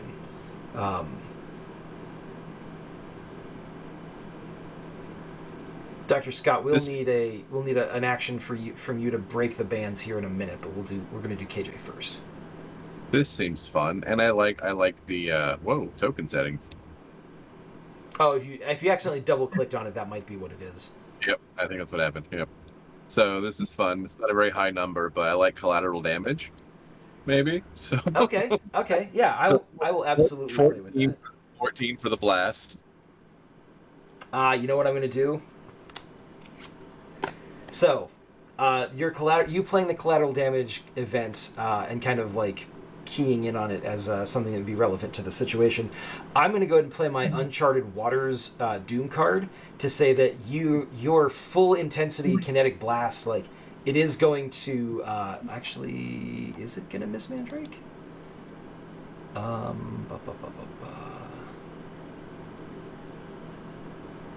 doesn't increase his agility. Actually, I don't think it does. I think it hits him. Okay. Yeah, so we're going to say that it hits Mandrake. It doesn't seem to really hurt him, but it does sort of push him up into the steel girders and everything and the concrete wall behind him. And that causes some of the, kind of degraded steel fastenings and things like that to break loose and kind of shear off. and the girder falls and crashes through the concrete floor, and the whole building is gonna like start flooding as water like comes pouring up through this crack in the floor. Because I feel uncharted waters. There's water. We established that things right on the bank, like overhanging the river. It's too good not to use it. So you don't hurt Mandrake. His arm, like his scales, kind of form like an armor and everything like that protect him from the brunt of the blast. But you do make the situation more treacherous, which I don't think is what you were going for, but it's a silver lining. A little both. A little bit of both. So now give me an agility action to try and like lead the blast of fire around to hit Vorax. So that one, we're gonna Hail Mary. Okay. Do I draw again before I do this action, or? No, you won't draw again until you're done with resolving your 2 things for the turn. So. Hail Mary. Fingers crossed. It's. Oh. I mean, okay. It's not bad. It's not. I mean, I would have liked to have drawn that normally. Oh well. But lightning speeds. That's 8 with running, so 12. All right. And actually, I'll use your agility for that as the base. Okay. So your lightning speed kind of allows you to move faster, but your agility kind of lets you think more quickly on your feet. 11, 15. So 15? Okay. And he's going to get a... He doesn't have... Okay. Yeah, he does, like, he kind of, like, pans after you as, like, just before your energy blast hits him, he swivels his head around to try to catch you in the blast, and Vorax is standing, like, right there. So you will get hit by the blast, but between your... you're going to take 15 points of damage from the fire, but that's going to be minus your strength and minus your force field, so it's actually going to negate the damage entirely. Yeah. So your force field kind of like wobbles and does actually drop. It's kind of like overwhelmed by the flame, but it absorbs the brunt of it, so like the remaining kind of heat is mildly uncomfortable, leaves you smoldering a little bit, but doesn't actually hurt you. So that's going to go there. I did draw a card for the Doom card that you played. Go ahead and draw your card back because you're not going to lose one. Dr. Scott, I'm going to need an agility action from you to get out of the way of Vorax trying to like chomp on you as you run. Also, I would just want to say that the Doom card I drew, the event is Dramatic Entrance, and I know exactly who that's going to apply to if I decide it's time to play that. But I'm sure it'll be fine. Don't worry about it. Did the fire hit Vorax? I did. Yes, that is a good point because Vorax is not very dodgy. He was more focused on. Okay, so that is a very good point. Thank you for reminding me. So that's 11. That's gonna miss. Or that's gonna hit. So he takes 15 minus 7 is 8. Ooh, ow. Yeah. Okay. So I've applied the damage to Vorax. The fire does hit him, and he kind of like shrieks, but he's still trying to take a bite out of Dr. Scott as she runs for Morgana. Okay. I guess here I am going to just going off the cards again. Yes. So I'm going to say police sirens are probably going to be going off after the destruction caused by KJ. And that might be just distracting enough for using our smarts. Dr. Scott makes an inexplicable disappearance, hopefully getting out of the way of Vorax as he comes for her. All right, so that's going to be 9 plus your 11, and you have acrobatics. That's a 24, I believe. Okay, so that's going to be 7... 10 is 17, plus 4 is 21. You know what? I'm going to go ahead. I'm going to play a Doom card to give him a 27. So that will hit. And 31 total points of damage minus 11 is going to be 20.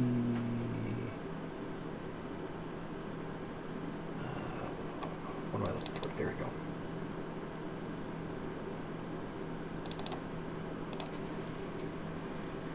All right, so that is going to be a pretty significant amount of damage. It's going to be 16 points of damage. Like, his teeth seem like they dig in and like rip more meat than they should when he chomps onto you. That's also going to increase his strength, but should I strength or should he regenerate or should he get the strength? Boy. He's gonna go with the strength because he's got his hackles up. He wants to eat. So that'll be an increase to his strength. So that'll keep in mind for the next round. Oh, actually, I need to edit that to temporarily. There we go. And actually, now that I think about it, it's going to be 12 points of damage that he'll take because he's converting some of the damage into him gaining strength. Anyways, sorry, I'm just thinking out loud to myself. All right, so the next thing I need is a strength action from you to actually break this this weird Am I not energy cocoon. unconscious after taking that much damage? Say again?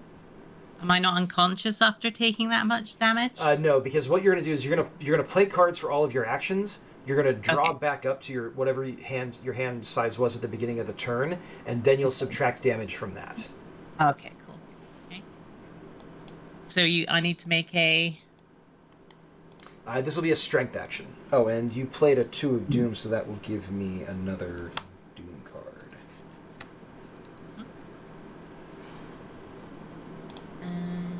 Okay.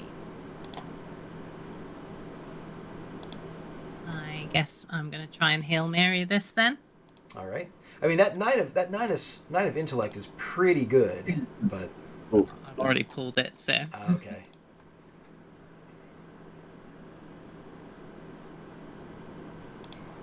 All right. Well, actually, the funny thing is, 5. So that's you have an 11 strength plus the 4 is a 15. I mean, that is sufficient. He was not planning on this like resisting someone who is superhumanly strong. He was just expecting it to be holding a kind of an average human woman. And so as a result, you do kind of like dig your claws in and kind of like rend it down, and there's like a flickering in along the scratches you leave behind, and then you kind of dig your claws in again and kind of like pry it apart, and it kind of like shatters with an almost kind of the sound of almost like shattering glass, and then it like all of the pieces of it sort of like the spray you would get if you're standing near the ocean where the waves are breaking, kind of like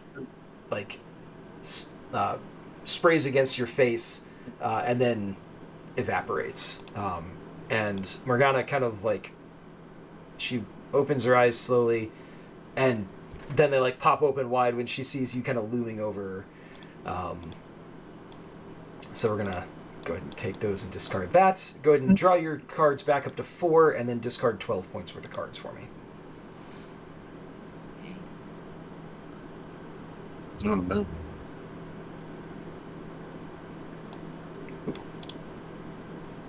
Wait, where'd that card come from? I don't know. It was hanging off to Okay. the side, so I'm just gonna put it back. Okay, I guess I'll throw away...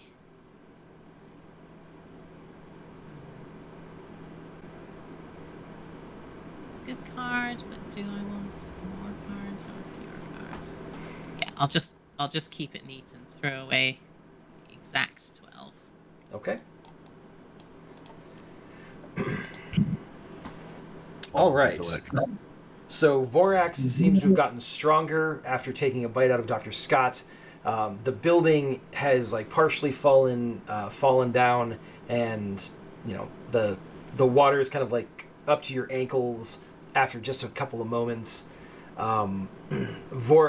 Mandrake is like his wings are flapping. He's kind of like hovering above everything. Looks like he's getting ready to unleash another blast of fire. We're gonna go into the next round. So, commanding presence. All right, I'm gonna do it. I'm playing the dramatic entrance card. Oh, here he comes.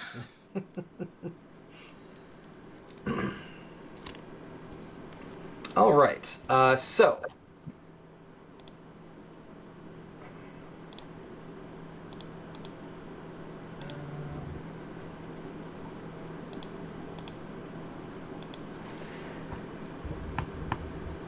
What time is it? We may have to pause here, actually. Yeah. Because I don't want to get into the scene and then be like, now I'm pushing my time. So that's a great cliffhanger.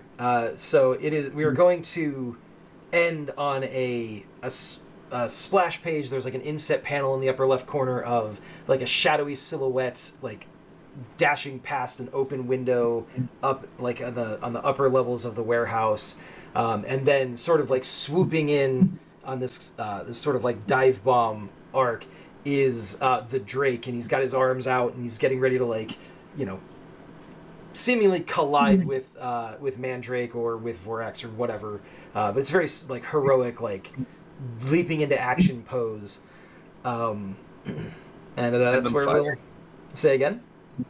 And I'm fired. maybe not. We'll see what happens. But that's where we'll pause. It's okay. We can cover this up. I mean, you could also just like arrest your dad. Oh my god. You'd never hear the end of that one. It would I just realized for a hell of a plot twist, though. Morgana's just kind of woken up to this monstrous wolf possum thing leering over her. I will say, it is a wolf possum wearing the tattered shreds of a scientist's jacket, like a lab coat. So, I mean, that's... Makes it worse, though? Yeah, it does, kind of. Yeah. I'm assuming you didn't bring any of your possums with you on all this. No, not on there. I knew it was probably going to be dangerous, and I didn't want to put them in grave danger, so... Okay. Yeah, so... Perfect. We've got some complications that have arisen. The fight has been suitably climactic and cinematic, and we're ending on a cliffhanger, which is perfect for comics. So I'm happy with the way that went. We'll talk about when our next session will be. Let me write down my Doom cards real quick, and the cards that you have in your hands. Actually, still have like a million Doom cards. I have 2, actually. Okay, yeah, you've been throwing them out, haven't you? I've been using them. I try not to hang on to them for too long. Why are you doing this? What's happening? Oh, there we go. Yes, that's okay. Minimize that, and then my Doom cards handout is gonna be 2 of agility and a 4 of strength. All right. Excellent. I hope you enjoyed the session. I know I did. Yeah. I'm going to go ahead and...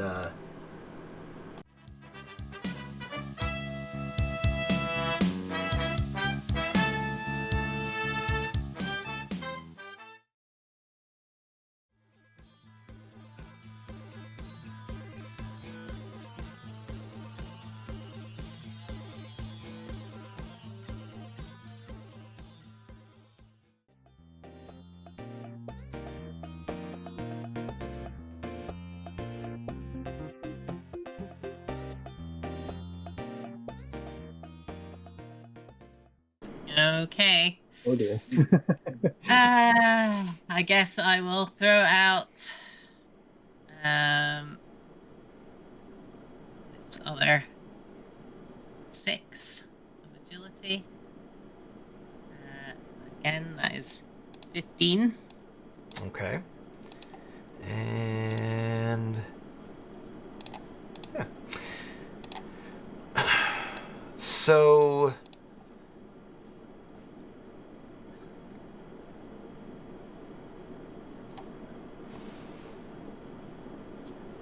yeah. You're suddenly overcome by a very your enhanced senses do fade at this point, just so you know. You're suddenly overcome by just a really intense anger, like straight up rage. And go ahead and draw your card back. We're going to enter into some rounds. Wow, you just keep getting agility cards. I know, I don't know why.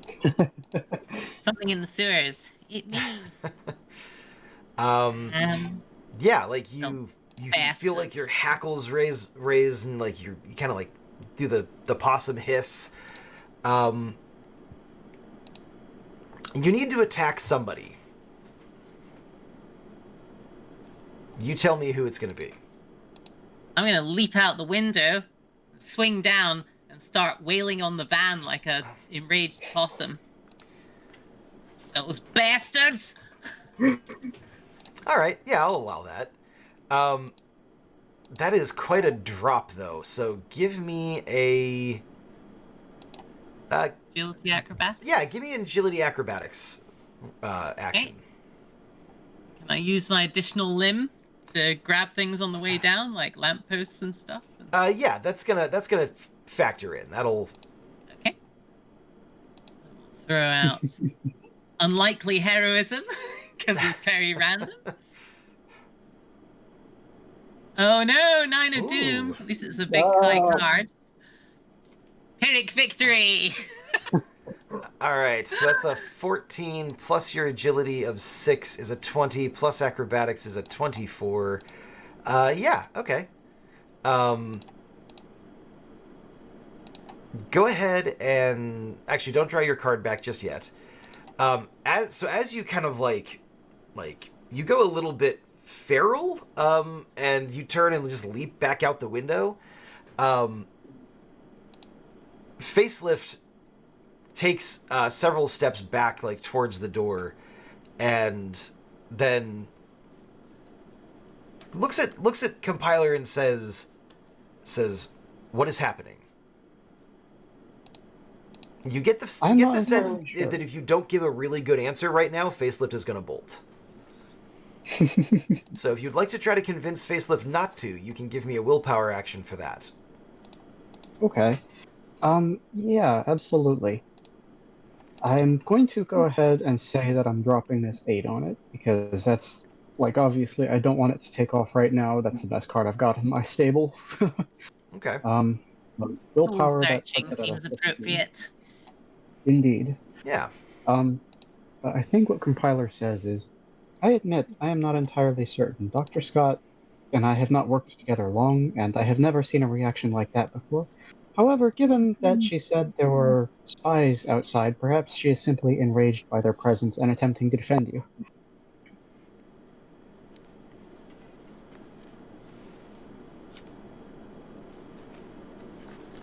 Okay. Facelift does not immediately bolt, but does look very suspicious. Actually, Facelift is going to morph, change form into. Let's see, what was her name? It was. Oh, I closed it. Okay, hold on a second.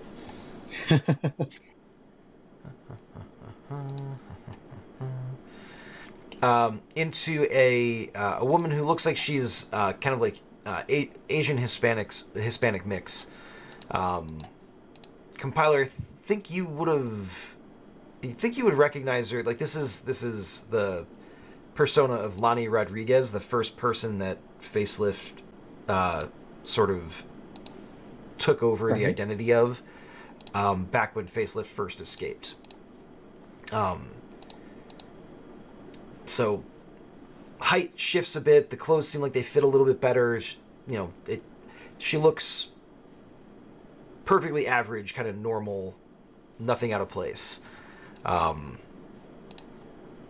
Still expressionless, which is kind of weird given she has an actual face now. And she's sort of just watching you to see what you're gonna do. Dr. Scott, as you go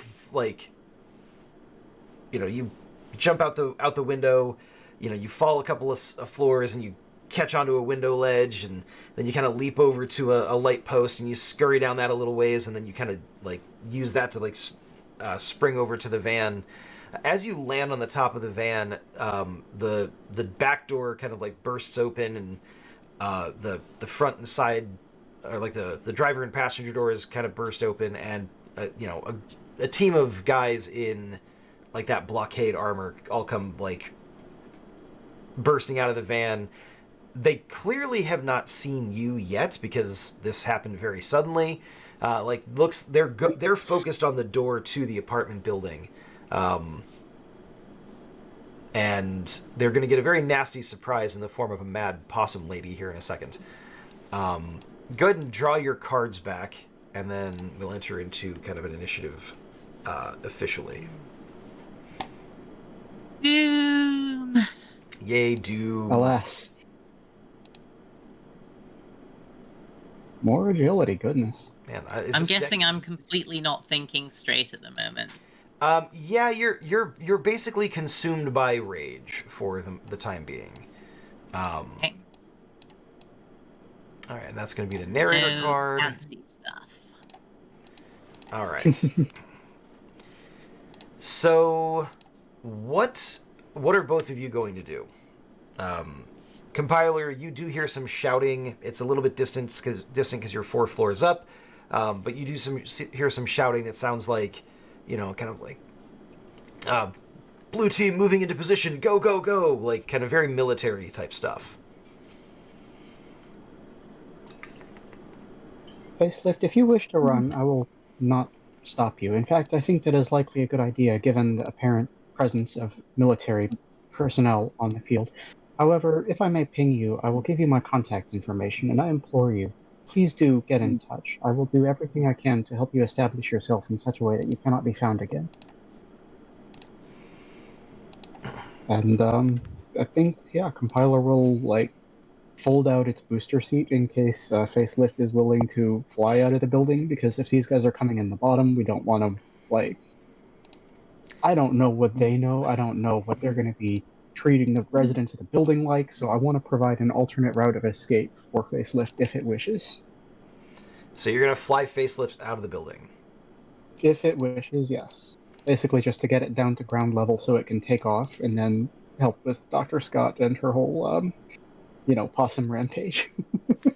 I don't think so. I think Facelift would prefer to disappear into the building, rather than down to street level where, Okay. They'll be easily identified or seen. Facelift has a very specific kind of method of getting out of these situations. So yeah. Very well. And yeah, if it'll allow the ping, I'll transfer the contact information and then just sort of lumber and fall out the window because I'm not nearly as athletic as Dr. Scott is. All right. Yeah, Facelift will kind of allow that little sort of connection for future contact. Basically, you exchange numbers. And Dr. Scott, what are you going to do this round? So they haven't spotted me on top of the van yet. They're making so much noise coming out. Yeah, basically they did the, go, go, go, and they all rushed towards their objective, kind of as you were leaping from the light post to the top of the van. So they're gonna know you're there in a second, but as of right now, they missed it. I guess I can't really. I'm not in a state of mind to do anything clever like what I'd normally do. So instead, I am just going to hiss loudly. and yell, "You bozos broke up my lab!" and just leap on the nearest one and just be all flailing, spitting teeth and possum claws and like just a ball of chaos. All right, that is a strength action. It sounds like so. Let's see. They are. Well, this team of people, they're heading for the door, so they're not actively going to be attacking you this round. That group of people, they are busy doing other things, so we'll leave it at that for now. Yeah. Actually, no. Yeah, I think that's what they're going to do. That makes more sense. So, a second team of blockade troopers. It's actually a pair of them. One of them is going to sort of step out of the vehicle that they were in, which is a little bit further back, and they're going to level sort of a little device that's kind of mounted on their arm. They're gonna try to shoot at you, Dr. Scott. So that'll require an action, but that's not yet. I think. Yeah, go ahead and give me a strength action to attack these guys because you're acting first. Might as well throw my Doom card out. I love it. Yeah. Hazmat leak. Perfect. Ooh. I am the hazardous material. All right, so that's that. I'm going to put this down here for just a moment Like, while we kind of keep things. Something pathetic like 9. I mean, it's still a 9. I'm not being effective. I'm literally just flailing. Yeah, that makes sense. So, Compiler, you are basically like, kind of, are you flying down, or are you literally just falling and just hitting the ground? Yeah, I mean, I might be doing a little bit of like retro rockets to soften the impact, but ultimately I'm trying to disguise that as much as possible. I don't think I'm flying. This is definitely a fall. Okay, it's definitely a falling with style type of situation. Hopefully. All right. Give me a shaped hole in the pavement. Give me an agility action using your flight to see whether or not you are able to successfully soften the landing. Yeah, absolutely. My flight is a 5, and since this is an agility action, I'm going to go ahead and drop this 3 here, and see what the deck has in store. That will make it a 14. Okay, I'm going to move this down there so it's a little bit out of the way. All right, a 14. You know what? I was just looking at the numbers. Maybe I should not have played Explosion for Try to Not Die. The events don't always come into play, just sometimes. All right, and then Dr. Scott, I'm going to need an agility action from you as this, like, kind of little bolt of energy, kind of like a ripple of energy comes shooting out of this contraption on this guy's arm. I think something in the sewers, animal nature, is definitely appropriate here. Absolutely. Oh, it's only a 3, and it's Doom. It's a Doom card. Nice. 7. So that is 13. All right. Oh, plus acrobatics. So 14, 15, 17. 17. Okay. So these guys got a... oh, wrong one.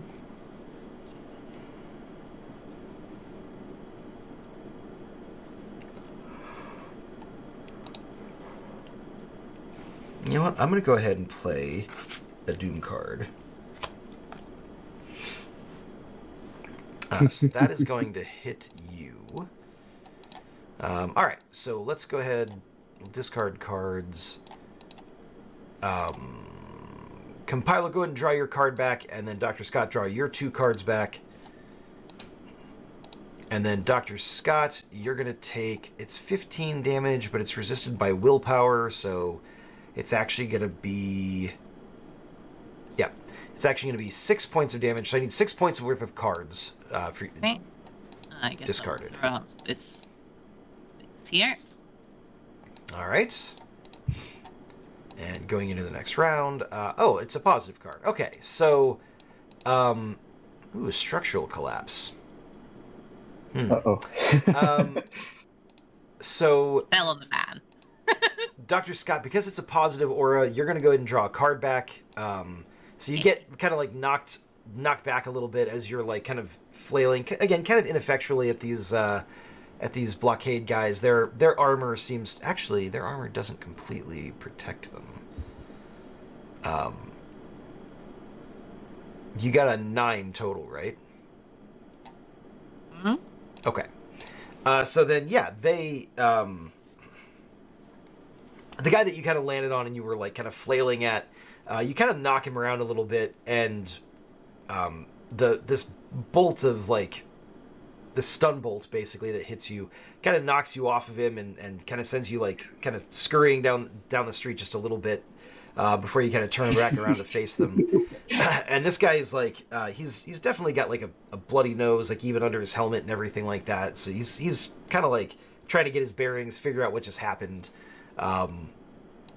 Yeah, so you very quickly kind of like get yourself under control after this stun bolt hits you. So you're not enraged anymore, but you are facing down 6 blockade troopers at this point.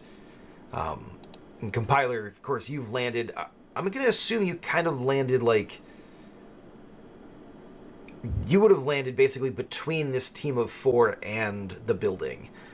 So like you're in the way of that they were trying to go. So yeah, they're going to... I think the team of 4 is going to focus on Compiler, and the other 2, the pair of 2, are going to focus on Dr. Scott. So... Okay.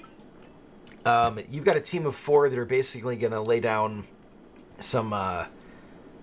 they're going to fire their high-tech rifles at you, Compiler, sort of in a, very clearly like a well-rehearsed, like tactical fashion, as they basically spread out and, kind of take cover and things like that.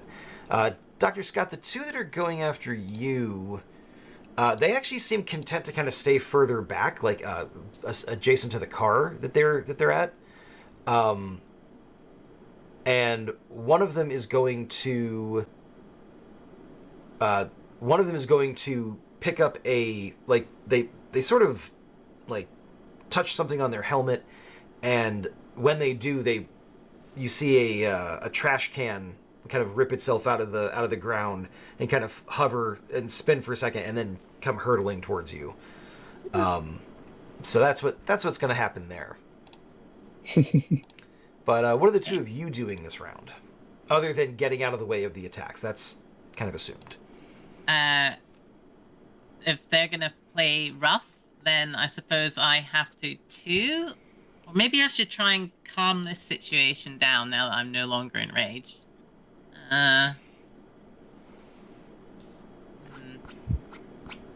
What would be funnier? I think I'm gonna have to try and defend myself. We've got a bit of beef with blockade anyway. You do. And I might get into trouble with Deirdre for this, but to be honest, they're stepping on our turf anyway, so screw them. So I am going to, I guess, fight fire with fire, and I'm going to inject myself with kinetic control.